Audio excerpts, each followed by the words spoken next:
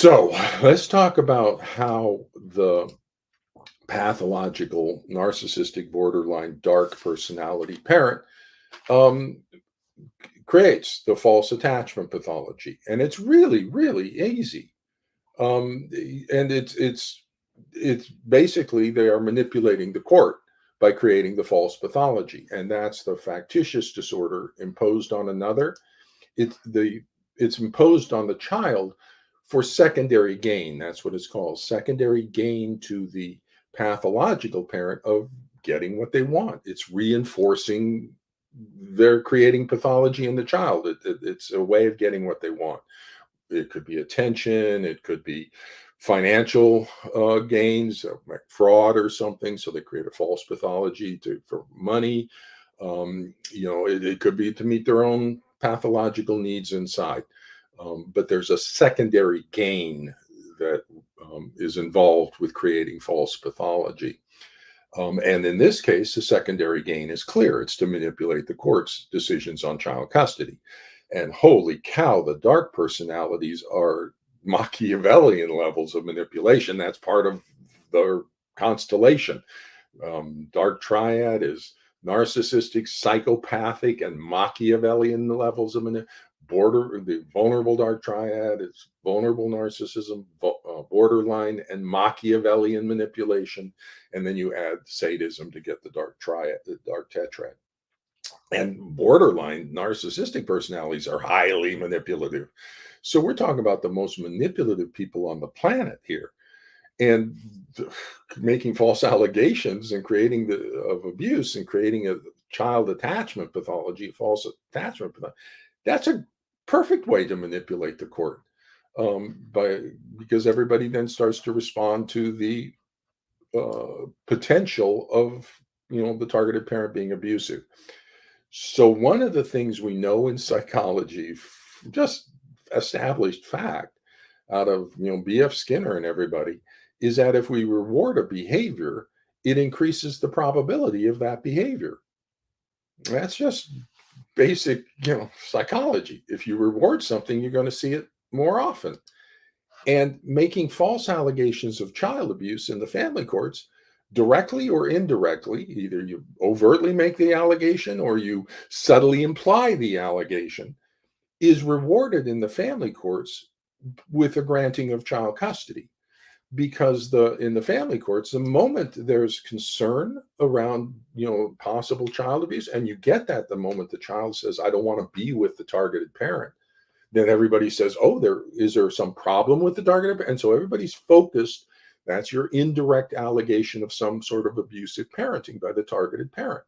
So now everybody goes into a child protection response, and oftentimes will give the custody over to the pathological parent pending the outcome of the investigation.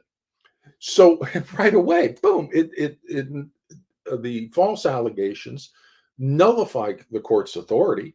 The court, whatever the court orders are, they get nullified by the potential of the child abuse. And so the court backs off and says, well, until we get the investigation back on the child abuse issues, then let's stay. The child obviously is fine with the pathological parent, so we'll just leave the child over there. And if you're good at the manipulation, you can actually get the targeted parent on supervised visitation, which is creating the pathology in the child.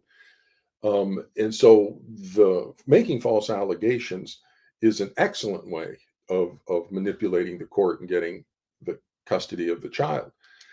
The um, the pathological narcissistic borderline dark personality parent is rewarded with child custody irrespective of the courts. So it doesn't they just the courts are irrelevant in this situation once the parent uses the false allegations and induced attachment pathology in the child.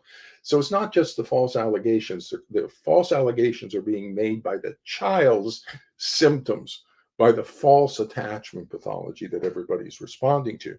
Because if it's a real attachment pathology, then we're potentially in child abuse range parenting by the targeted parent.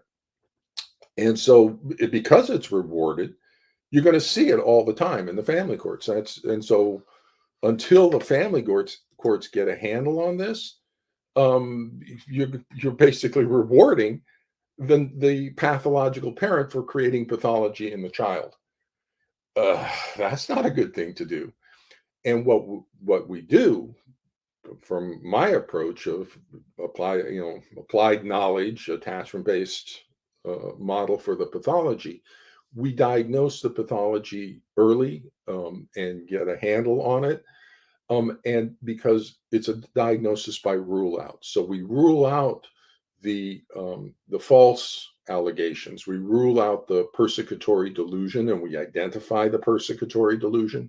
And the moment we identify the targeted parent as normal range, that cannot produce the severity of the child's attachment pathology. So then we move to the differential diagnosis and we take a look at that situation and we diagnose the child abuse by the allied pathological parent. Now, once we balance our diagnostic assessment, then if they make a false allegation in an attempt at manipulation and it doesn't work, which it shouldn't, we get a good diagnosis on it, and it doesn't work. It may work for a little bit of time as everybody pays attention, but as soon as we realize it's a false pathology, the false attachment pathology in the child, this is a normal range parent, the targeted parent, then the moment we realize that, the diagnosis shifts over and becomes child psychological abuse by the allied parent. We protectively separate the child. We identify the child abuse by the allied parent.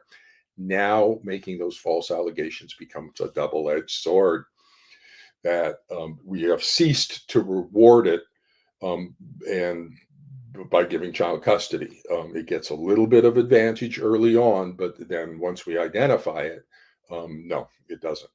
And so that's how we handle it. There's two litigants, there's two differential diagnoses. Both of those need to be fully and adequately assessed in the situation. So, making in the family courts currently, making false allegations of child abuse, either directly or indirectly, works. And so there will be no solution to the family court conflicts and custody conflicts in the family courts until we change that, until we stop rewarding parents for making false allegations by creating pathology in their child. It doesn't necessarily need to be the false allegation to the CPS. The allegation comes from the child's factitious attachment pathology. That's what makes the allegation, because the only thing that produces that is possible child abuse. So what you do is to create the pathology as the pathological parent, is all you have to do is create sides and then force the child to choose a side in the spousal conflict. And if you do that, that works. Just create sides, mom side, dad side. You create a lot of conflict, put the child right in the middle, and force the child to choose a side. And that is the way you get full custody, because the child will choose your side. And I'll explain why. And so you will be given full custody of the child if you just create sides and then create conflict. And that's the way the family courts work right now. Okay. So if you want to stop the custody conflict in the family courts, you have to change this feature of the family courts, that you're rewarding parents for creating conflict, putting the child in the middle, and forcing the child to choose sides. Stop doing that. Okay. You have to get a handle on what the pathology is, accurately diagnose it, so you can come up with an effective treatment plan. So here's how you do it. If you want to create a false attachment pathology in the child, here are the 4 steps to do it. First is you create sides. And so mom's side and dad's side. Second is you enter the protective parent role. So that means you create the protective parent narrative around your parenting, that you're concerned, you're the protective parent. Third step is you just create conflict about everything and put the child in the middle. So it's just conflict about the child being in the middle. And then the fourth step is to create the victimized child narrative. in the child. And the moment you get the child to adopt the victimized child narrative, that automatically sets everything into play. So, how do you create sides? Well, you create sides by creating conflict about everything. Okay, so what school the child goes to, how the child's treated at the targeted parent's house, what activities the child attends, just everything. Just create conflict around the child all the time, um, and put the child right in the middle. Then you join with the child's side against the other parent by supporting the child's elicited criticisms of the other parent. So if you just stay, you put the child in the middle and all this conflict, and then when the child's with you, you just question the child from this place of concern about the child's well-being with the other parent, and you're looking for a criticism of the other parent. The moment the child offers any criticism of the other parent, you then join with the child's side against the other parent. That creates the loyalty conflict where you present as a victim of the other parent. So dad is abusing me, or mom is, abusive. She's a, crazy woman, or dad's, this mean, angry human. So you play the role of the victim, and then you seduce the child into also being the same victim. You elicit a criticism, and then you go, oh, you poor thing, and create an us versus them. That's your side. And so you present um, as a victim of the other parent. And when the child is over with the other parent, present as sad and or irritable when the child expresses anything good about the other parent. So you're drawing the child's nurture to your sadness, but also punishing away the child's bond to the other parent. They realize that that's going to get them a dark, uh, uncomfortable parent. So the way you become the protective parent is by eliciting the child's criticisms and then moving to support the child. So everybody says, don't talk bad about the other parent. That's not how it's created. Okay. It's created much more manipulatively. They elicit the child criticism from the child, then support the child's criticism, and it looks to all the world as if they're just being a protective, supportive parent. No, they're not. They're generating the false belief that the child is being victimized. So here you can see how the persecutory delusion is being generated. And so with these two, the factitious disorder and the persecutory delusion, are blended together. And so that's where you can begin to identify the false pathology, because not only will you see a failure or an absence of authentic causes, the targeted parent's a normal range parent, that not to the level of producing the severe attachment rejection that we got from the child. In addition, though, the way this is created, the false, is through the persecutory delusion, getting the child to believe the child is being victimized. And so that's you can identify both aspects of that going in to making up the child's factitious pathology. So you adopt the protected parent role, that you elicit the criticism, and then I'm concerned about you, and oh, you poor thing of getting you maltreated over at the other parent's house. Then display anxiety at separation. The attachment system is exquisitely sensitive to parental anxiety because it was formed in predation. And so, if you have a predator out there and the child's wandering around, or if you have a protective parent and the child's wandering around, and the parent sees a predator and goes, and becomes anxious, the child immediately goes, what's going on? And gets close to that parent for protection. So the child's attachment networks are exquisitely sensitive to registering parental signals of anxiety, which might be a predator. So what the allied parent, all they have to do is signal anxiety about the child being with the other parent. So they can do it at transfers. That's often where it happens. The parent gets very anxious. The child starts to cry, and the parent's nurturing the child and about, separating, as though going over to the other parent was a bad thing. the parent's signaling all sorts of anxiety. Those are called retrieval behaviors. And in doing that, when the parent signals anxiety, they're communicating to the child there's a predator out there. Well, who's the predator? The parents identifying the other parent is the predator. That's what's causing my anxiety is you're not safe with the other parent. And so the child goes, "Whoa, I'm not safe with the other parent. Oh my goodness, they're not actually my parent, they're a predator."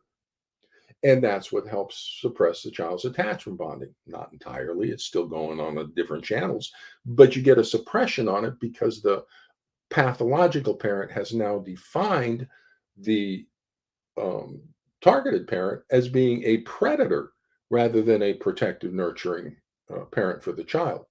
And so display anxiety at separations. And when the child comes back, question the child if they're okay. That's how you show anxiety. Are you okay? Were you taken care of? Was everything okay?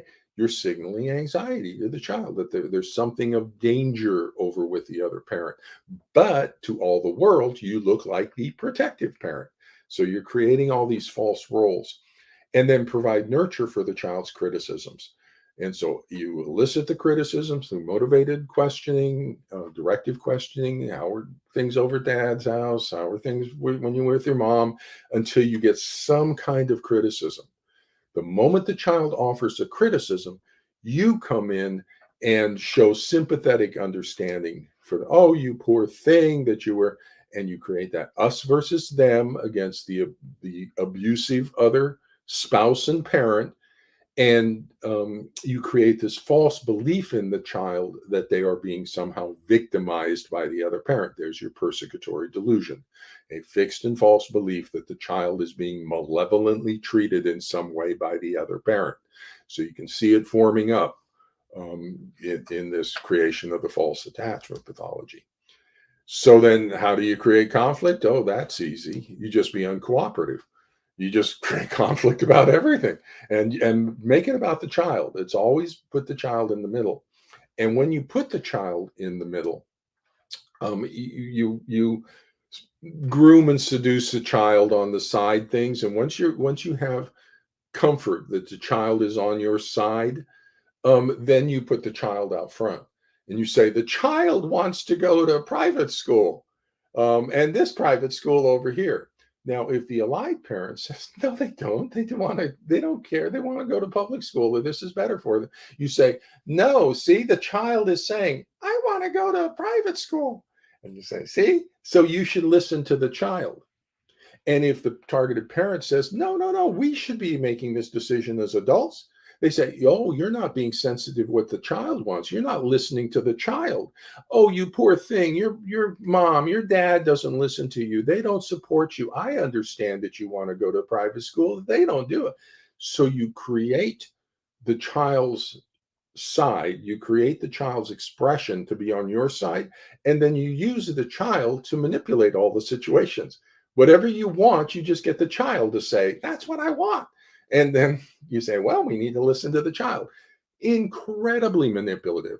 Narcissistic, borderline dark personalities expect manipulation. So that's your role reversal. It's a socioclinical sign of putting the kid out front. It's the child who wants. It's the child who wants us. It's the child. All about decisions that should be adult decisions. And if the targeted parent challenges that process, a manipulative process of using the child as your like human shield, then they are characterized as being insensitive to the child, and so it's just incredibly manipulative. Um, so then the other feature is not only do you generate the conflict, you continue the conflict.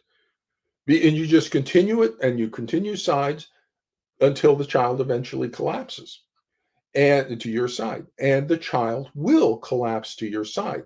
Because if you create sides and then create conflict and put the child right in the middle of the conflict on the two sides, that's just so stressful to the child. And the child's going to have to choose sides. If they try to maintain neutrality, then they're going to be in the middle of the conflict because you're putting them in the middle. So that's not going to solve anything for them. If they bond to the targeted parent, you're just going to create conflict and keep them in the middle. So that's not going to get them out of the middle. The only way they can get out of the middle of the conflict is by joining your side. The moment they join your side, we kick the other parent away. And now the child's had to sacrifice a parent in order for the conflict to end. But at least they're no longer in the middle. And so that's how you manipulate the child onto your side. A number of ways. You present as a protective parent, you convince a child they're being victimized, but it's easy peasy if you just create conflict, put the child in the middle, and just wait. And eventually the child will collapse onto your side in doing that. So, step four, though, is it's a critical feature of this. It's where everything clicks into gear, is creating the victimized child narrative. Because the moment you create a victimized child, the child believes that they're being somehow victimized, malevolently treated by the targeted parent, then that automatically defines the other two roles. The moment you create a victimized child, that automatically defines the targeted parent as being abusive, right? Because you can't have a victimized child without an abusive parent. And so the child saying, I don't want to be with that parent. So that defines that parent as being in the abusive parent role. And then the allied parent is signaling, oh, I'm the protective parent. I'm worried about you with the other parent. And I'm really, monitoring you and fussing over you. Are you okay with the other? I'm clearly want to adopt the protective parent role, the all wonderful protective parent role. And so between the two of those, um, everything's kind of, the moment that the child adopts a victimized child role, that automatically defines the other two roles involved in the situation. But the child is not being victimized. It's a false pathology, a factitious attachment pathology being imposed on the child by the manipulations of an extremely pathological, narcissistic, borderline dark personality parent. So the child is not being victimized, but the child is, you create the belief in the child that they are being victimized. There's your persecutory delusion. And the moment you create that, now the child's going to display their factitious attachment pathology. So you elicit criticism from the child of the other parent through motivated and directive questioning, and express concern. Are you okay? Are you okay? Because you're always presenting as a protective parent role on this. Then, when the child offers a criticism, show great interest, become animated, and become full into your protective. Oh, you poor thing, and oh, this is so difficult for you. I'm so sorry you have to go over and deal with that other parent, and you show all sorts of nurturing emotions whenever the child responds to your motivated and directive questioning with criticism of the other parent. If the child does not respond with a criticism, then become disappointed and enter a dark kind of mood of displeasure. If you do that, you show animated nurture whenever the child criticizes them, and you go dark and sad when they don't, the child's real quickly going to realize that the thing to do for mom or pathological dad is to give him a criticism. And so he comes home from visitation. It was kind of boring over there. Oh, you poor thing. And so they begin to create this false narrative of the child being malevolently treated in some way. And so that's how you create the victimized child role. You attune to criticisms anytime. And attunement is like, if you think of a wave, like a function or a wave going up, if you get two waves and they're both on the same sequence, then that amplifies them. That amplifies the up and amplifies the down. If they're opposite sequences, then they suppress each other, they dampen each other. So that's attunement, which is being on the same wavelength, or misattunement, which is being opposite on things. So when the child is critical of the other parent, you attune to those and you go, oh my goodness, and you poor thing. When the child expresses anything positive or even goes to be with the parent without expressing negative, if the child doesn't protest enough about being with the other parent, then you miss a tune with that and you go into your dark place and communicate to the child they're not doing what you want them to do. Oh, yes, criticizing the other parent, protesting, I don't want to be with them, mom. Well, yeah, I can totally understand that. But you have to go. And then they say, well, I tell the child to go, but they don't go. What can I do? That's the role reversal, putting the child out in front. And now you got plausible deniability on that. You can say, yeah, I tell the child to go. It's the child's own decision to not to be with the targeted parent because they're so abusive of the child, and everybody focuses over there on the abuse. And now you get custody of the child and you keep that parent in the abusive role defending themselves. Then you just delay, delay, delay. You put it into the court system and you just delay, delay. You can get 2, 3 years out of this before ever anybody starts to suspect that you're causing this and it's not the targeted parent. And by 3 years, you've got that pathology just totally entrenched in the child. So it's absolutely manipulative, creating this false, factitious attachment pathology imposed on the child. Let's talk about psychological control. People use parental alienation. Stop using that term. There's no such thing as that. They use psychological control. There's lots of research about psychological control. So here's from Sorens and Van Vinstinsky. Sorry for the mispronunciation. Um, Psychological control can be expressed through a variety of parental tactics, including guilt induction, which refers to the use of guilt inducing strategies to pressure children to comply with parental requests, contingent love and the withdrawal or love withdrawal, very common, where parents make their attention, interest, care, and love contingent upon the children's attainment of parental standards, instilling anxiety, which refers to induction of anxiety to make children comply with parental requests, and invalidation of the child's perspective, which pertains to parental constraining of the child's spontaneous expressions of thoughts and feelings. So we know this in the research literature. This is not Dr. Childress making this stuff up. This is applying the established knowledge to the situation. We know we got narcissistic borderline dark personalities. We know they're roughly about 10% of the population. We know that about roughly 10% of divorces end in high conflict custody disputes in the family courts. I wonder why. We know we got psychological control of children. We know we got a factitious disorder. We know we got persecutory delusions. These are all real things, and they are all occurring in the family courts, and none of them are being diagnosed, and instead they are all being rewarded. So when the pathological parent creates the severe attachment pathology in the child, destroys the child's attachment networks, going to destroy the child's healthy development in life, the family courts and the mental health people in the family courts are rewarding the creation of false pathology by giving the child to the pathological parent. It works. Creating a factitious disorder imposed on another, creating Munchausen by proxy, works in the family courts. Okay. Now, for FDIA, factitious disorder imposed on another, with the medical disorders, nobody expects a parent to be producing a medical disorder in their child. Okay, so that's unexpected.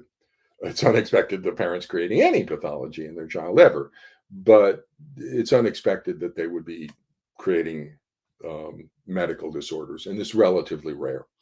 And so most of the community doctors will act as though it's a real pathology. And it's only later, when we've ruled out everything else over 5, 6, 7 years of having this child tested for various allergies or various medical issues, and nothing's coming back, there's no explanation, that begin to tips us off about a factitious disorder for secondary gain, for the manipulation side of things. But in the family courts, we should anticipate that right off the top. Okay, that's our differential diagnosis, is a factitious disorder imposed on another. So when there's child abuse, when there's or custody conflict where the child's got attachment pathology and we're worried about child abuse by the targeted parent, that's our first rule out is the child abuse diagnosis. Um, and then, if that is ruled out, that first initial child abuse by the targeted parent, then the automatic differential diagnosis becomes a factitious attachment pathology imposed on the child. And so we shouldn't be waiting 3 years or 2 years to make a diagnosis of the factitious disorder. We should be more proactive in anticipating that possibility. And your first rule out is a child abuse by the targeted parent. Fine. But if there's no child abuse there, then you can look to the factitious disorder. And because if it takes us too long to diagnose it, the entire time that child is with an abusive parent. And psychological abuse destroys the child from the inside out. And so we don't want to be leaving the child with an abusive parent for years. In addition, it becomes much, much harder to treat child abuse that is extended across years than it does if we get a handle on it early. If, in addition, you're responding with like concern or supervised visitation or restricting the allied parent or the targeted parent's time with the child, you are communicating to the child that society believes the targeted parent is abusive range. That's creating the false attachment pathology. That's creating the shared delusional disorder. You've been manipulated by the pathological parent, creating the false attachment pathology. So we have to do that. If there's abuse concerns, we have to make sure that it's not authentic abuse. So we will respond with a child protection evaluation of the situation. When you got severe attachment pathology, holy cow, what's going on? Um, but if there's no there, uh, then we need to move it over relatively quickly over to the making the diagnosis of the factitious attachment pathology, the shared persecutory delusion. But both of those wind up either one or both, and typically they'll both be, it is both, um, will wind up at the diagnosis of child psychological abuse. And that's the critical diagnosis for treatment. If we got abusive parent, we need to protect the child. We then separate the child from the abusive parent, restore the child's healthy normal range development, and then restore contact with the abusive parent with enough safeguards in place to make sure the abuse doesn't resume. That's what we do with child abuse. When I have severe attachment pathology, I know I've got child abuse somewhere. It's either from the targeted parent, which is would be then an authentic attachment pathology at a severe level, disorganized attachment kind of thing, or we have a factitious disorder imposed on the child, yeah, and shared persecutory delusion, induced persecutory delusion, which is child psychological abuse by that parent. So, in all of these cases, these custody cases, we should be coming out with a child abuse diagnosis, one way or the other. When you have a child rejecting a parent, that doesn't happen in the attachment networks, except maybe under child abuse range things. So if it's not, it's either a real or it's a factitious um, uh, situation, pathology in the family courts. So with that, I'm going to wrap up my discussion of the factitious disorder imposed on another in the family courts. The if you've ever seen those vases, or that optical illusion with the vase and the two women's faces, it's the factitious disorder is like that white space in the middle. It's the absence of a cause to the pathology. The persecutory delusion is like those women on the other side, the shared persecutory. There's a substance there that you can diagnose. That's a fixed and false belief, a delusion, that the child is being malevolently treated in some way. So that's what you're going to look for is whether or not the child has a belief, a fixed and false belief, the child is being malevolently treated in some way by the normal range parenting of the targeted parent. And then does the allied parent share that belief? Yes, then we have a shared persecutory delusion. And then if you know about the attachment system, you can look and see that there's a false attachment pathology here. And all of this, the diagnosis by rule out for a factitious disorder or establishing the false belief relative to the persecutory delusion, that's where I recommend documenting the parenting practices of the targeted parent using the parenting practices rating scale. Level 1, level 2 are abusive range, level 3 and level 4 are normal range. Document the clinical impressions of the mental health people. Where do you rate that parent, the targeted parent's parenting? Level 1, 2, 3, or 4, and kind of get specific on it. That will allow us to then either agree with it, challenge it, but we got clarity on where you see their parenting. But also, if they are level 3 or 4, they can't be producing the rejection. They can't be producing that's your rule out. If they're level 1 or 2, then that's abusive range parenting. You've documented what the abusive range is, and then you put it on a treatment plan. You fix the abusive parenting, and that will fix the attachment pathology because the authentic attachment system is a goal corrected motivational system. It will always try to maintain the goal of forming an attachment bond.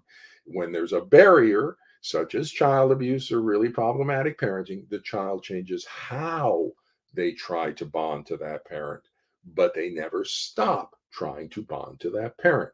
If you see a child with a motivation to sever the parent child bond, that's not how the attachment system works. Then you won't see that ever, ever. You might see that in the severe child abuse pathology, in which case the child abuse is going to be evident. If you do an assessment, you're going to get reports a child's being beaten with electrical cords or was sexually abused by the parent or somebody. You'll get the confirmation that there's abusive parenting there.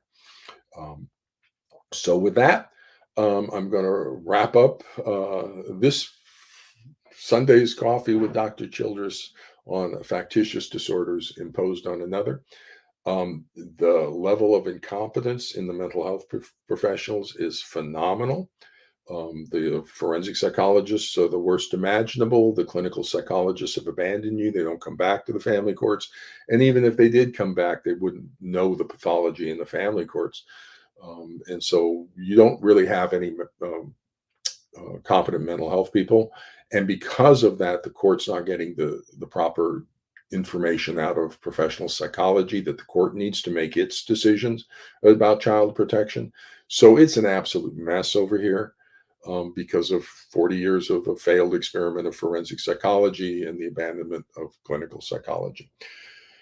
So, professional psychology needs to step up to the plate, get over here, and start fixing things for the family courts because it is an abomination of what's happening in the family courts. So, with that, good luck, everybody, and take care.